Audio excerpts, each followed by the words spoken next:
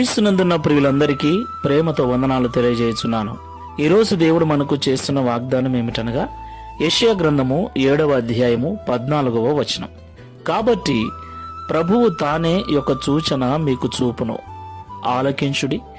కన్యక గర్భవతి అయి కుమారుని కని అతనికి ఇమ్మానుయేలను పేరు పెట్టును. ఆమెన్.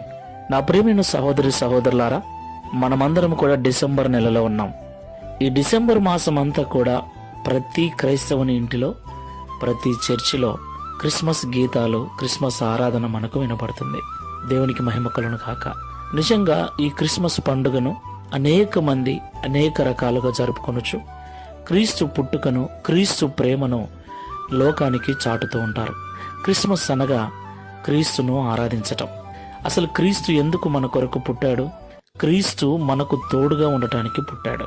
యేసు క్రీస్తు ప్రభుల వారికి ఉన్న అనేక